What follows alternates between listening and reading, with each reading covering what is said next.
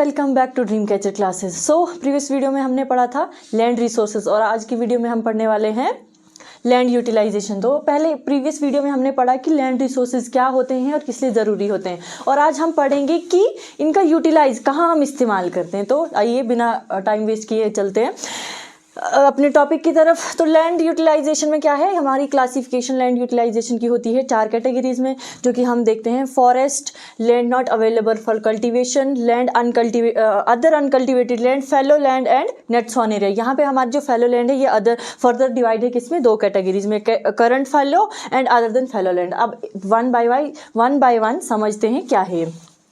तो फॉरेस्ट सबसे पहले हम क्या पढ़ेंगे, फॉरेस्ट। हमारी जो लैंड है ना उसकी यूटिलाइजेशन में सबसे पहले कैटेगरी आती है फॉरेस्ट। अब फॉरेस्ट क्या है, कोई भी कंट्री है, मान लीजिए ये हमारा इंडिया, मैनेज कर लीजिएगा, मान लीजिए इंडिया है ऐसे करके।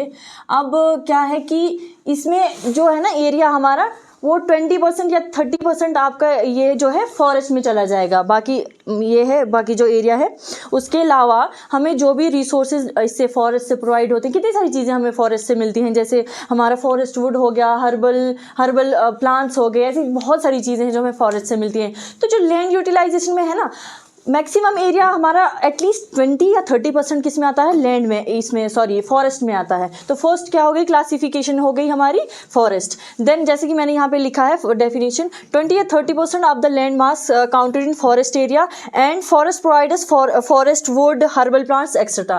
तो जैसे कि मैंने बताया 20 या 30% जो एरिया है वो हमारा लैंड का किस में आता है, फॉरेस्ट में आता है। और वहाँ से हमें क्या चीज़ें मिलती हैं, वुड मिलता है, और क्या मिलती है, हर्बल प्लांट्स मिलते हैं, ऐसी बहुत सारी चीज़ें जो हमें फॉरेस्ट से मिलती हैं। उसके बाद क्या है, land not available for cultivation. अब देखिए पहला क्या था, फॉरेस्ट। अब दूसरा ये है कि लैंड है लेकिन अवेलेबल ही नहीं है कल्टीवेशन करने के लिए। अब वो कैसे नहीं है, अब देखते हैं। या तो क्या है, वो बैरन लैंड है, बंजर ज़मीन है, या वेस्ट लैंड है। कैसे, मतलब बंजर ज़मीन है, वहाँ पे क्या है, खेती हो ही नहीं सकती, तो उसको क्या कर सकते हैं, वो है ही नहीं, अवेलेबल ही नहीं, कर ही नहीं सकते, हम खेती कर ही नहीं सकते उस पर। सो बैरन या वेस्ट लैंड आ गई इस कैटेगरी में। Then land put to non agriculture use like roads and buildings.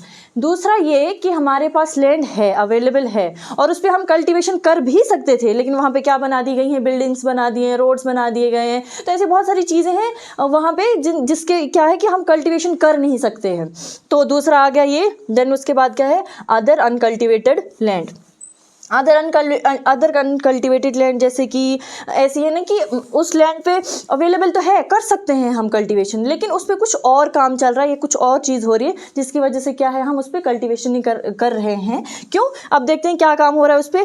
Permanent pasture and grazing land. या तो देखिए आप देखते हैं एक बहुत सारे प्लॉट्स होते हैं, एक बहुत सारी ज़मीन का पोर्शन होता है जहाँ पे क्या होता है, कंटिन्यूसली ग्रेजिंग होती है। तो कि वहाँ पे क्या है, हम कल्टीवेशन नहीं कर सकते। क्यों, क्योंकि एक दूसरे पर्पज के लिए यूज हो रही है। That's why we can't use that land for cultivation. So other, दूसरी आती है other under miscellaneous trees crops grown. देखिए हमने देखा होगा कि गाड़ियाँ चलती हैं रोड के किनारे, या फिर ऐसा कोई प्लॉट पड़ा रहता है ना जहाँ पे 10, 15, 20 पेड़ ऐसे लगे हुए हैं, वहाँ पे कल्टीवेशन भी नहीं हो रही है, कोई क्या कर रहा है, कोई क्या कर रहा है वहाँ पे, मतलब मिसलिनियस, बिना मतलब कैसे पेड़ होते हैं ना, वहाँ पे कुछ कर ही नहीं सकता है कोई, कल्टीवेशन क्यों ही करेगा। तो ऐसे वेस्ट पड़ी होती है, तो उस पर भी क्या है, हम कल्टीवेशन नहीं करते हैं। तो ये क्या आ गई कि मिसलिनियस प्लांट्स ग्रो होते हैं, ट्रीज होते हैं, तो वहाँ पे हम नहीं करते हैं कल्टीवेशन। उसके बाद क्या है, culturable waste land left uncultivated more than 5 agriculture. अब कई ऐसी जगह होती है ना कि एक ऐसा मान लीजिए प्लॉट है, वहाँ पे क्या सोच लिया कि हाँ एग्रीकल्चर के लिए तो है, ये एग्रीकल्चर कर सकते हैं, कल्टीवेशन कर सकते हैं हम, लेकिन कोई और पर्पज से मान लीजिए हमने सोच लिया कि हम इस पर क्या एक कॉलोनी एस्टेब्लिश करेंगे, तो छोड़ देते हैं इसको। तो ये 5 से ज़्यादा सालों से क्या है, छोड़ दी गई है, एग्रीकल्चर लैंड थी लेकिन छोड़ दिया है उसको। क्यों, क्योंकि कल्टीवेशन नहीं करना है। तो ये हमारी कितनी 3 ये हैं क्लासिफिकेशन है। अब बढ़ते हैं हम, क्या है हमारे पास, ये हैं other uncultivated land, fallow land and nets on area. अब ये देखते हैं, सो अब हमारे पास क्या है, फैलो लैंड। फैलो लैंड क्या होता है कि जो लैंड होती है ना, फार्मर्स ने वो उसको क्या ऐसे ही छोड़ दिया होता है विदाउट एग्रीकल्चर। क्यों? क्योंकि उसकी फर्टिलिटी वापस आ जाए, तो इस ये होता है फैलो लैंड। फैलो लैंड में क्या होता है, farmers leave certain land for 2 और more than years to increase its fertility. जैसे कि मैंने बताया कि 2 या 2 साल से ज़्यादा उसको विदाउट एग्रीकल्चर छोड़ा जाता है, उस ज़मीन पे कुछ एग्रीकल्चर नहीं किया जाता है, कल्टीवेशन नहीं की जाती है। क्यों? इस वजह से क्योंकि उसकी फर्टिलिटी क्या है, वापस लाने के लिए, ताकि वो ज़मीन जो है ना दोबारा उपजाऊ हो सके, इसलिए। तो अब जो हमारे पास फैलो लैंड है ना, वो भी 2 फर्दर डिवाइड है 2 कैटेगरीज में, current fallow and other then fallow land.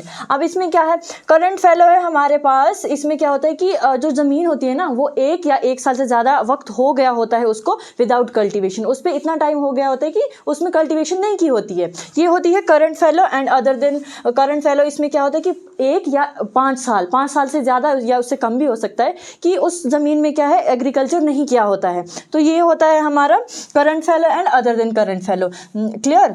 Then उसके बाद क्या आता है हमारे पास, net sown area. Net sown area होता है, मतलब बेसिकली हम बोले ना, तो एक कंट्री के पास जितना एरिया होता है ना जिसमें क्रॉप्स, जिसमें एग्रीकल्चर करा जाता है, कल्टीवेशन किया जाता है, उसको हम नेट स्वान एरिया बोलते हैं। और जो नेट स्वान एरिया है उसको हम क्या कहते हैं, ग्रॉस क्रॉप्ड एरिया भी कहते हैं। तो क्या है, area more than once in agriculture year plus net sown area is known as gross cropped area. जैसे कि मैंने बताया, जो ग्रॉस क्रॉप्ड एरिया है उसको क्या कहते हैं, net sown area as well as gross cropped area. तो इसमें क्या होता है कि द टोटल परसेंटेज होती है ना जो किसी कंट्री की, वो ये जो कल्टीवेशन करने के काम आती है, लैंड का वो हिस्सा जिसमें सिर्फ कल्टीवेशन की जाती है क्रॉप्स की, उसको क्या बोलते हैं हम, नेट स्वान एरिया कहते हैं। और जो net sown is the area sown with crops but it counted only once. जैसे एक सीजन में है ना, जैसे कोई भी प्लॉट है या कोई भी एरिया है, कल्टीवेशन करी जा सकती है उसमें अगर एक साल में 3 क्रॉप्स भी, रबी भी, खरीफ भी और ज़ैद भी, तीनों टाइप की अगर क्रॉप्स उगाई जाएंगी ना, फिर भी वो एक ही इसमें काउंट होगी कि एक बार ही उसको क्या किया गया है, यूज़ किया गया है।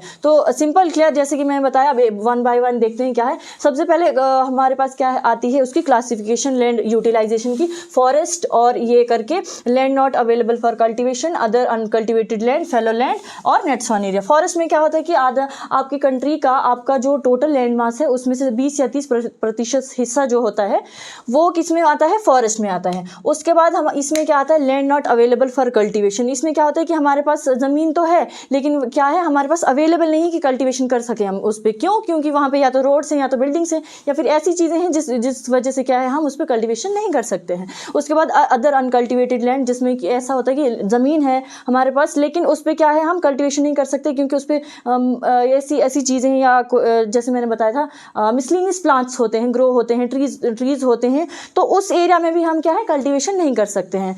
अब हमारे पास फैलो लैंड क्या होता है कि वो ऐसे ही छोड़ दिया जाता है ताकि उसकी जो है क्षमता बढ़े और इसको उगाने की, अनाज को उगाने की।